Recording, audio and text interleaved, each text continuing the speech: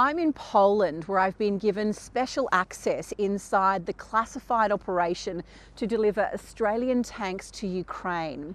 While the donation of 49 M1A1 Abrams tanks has been no secret, the huge logistical operation to bring them from one side of the world to the other has been kept under wraps until now. And while I can say I'm in Poland, I can't say exactly where I am, and this story won't go to air until the tanks have been safely delivered.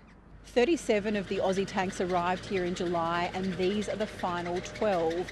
After 55 days at sea, they've arrived, and there's a team of 21 defence personnel, a mix of tank specialists and logistics specialists here doing final checks, maintenance and planning to get these tanks ready to hand over to the armed forces of Ukraine.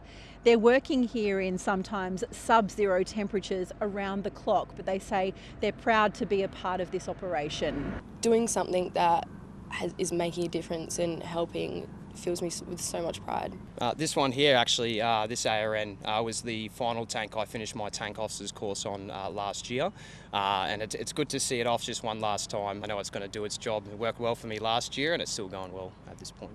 Now, these tanks are close to 20 years old, and there's been criticism that they're vulnerable to the modern drone warfare we're seeing in Ukraine today. A multi-million-dollar tank can be taken out by a drone worth just a few $100s.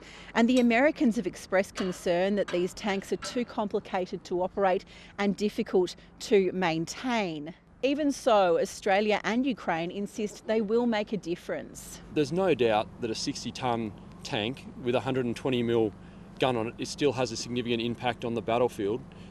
Australia's providing M1A1 tanks to Ukraine because they've asked for them, and we've agreed to provide them. After losing a number of tanks to Russian drones earlier in the war, Ukraine's improvised by making plate-style armour, anti-drone cages and other modifications to try to protect these vehicles. And Australia will hand them over ready to be modified if needed. From here, the tanks will be taken by train through Poland to the border to hand over to the Ukrainians, who will then be trained in how to use them.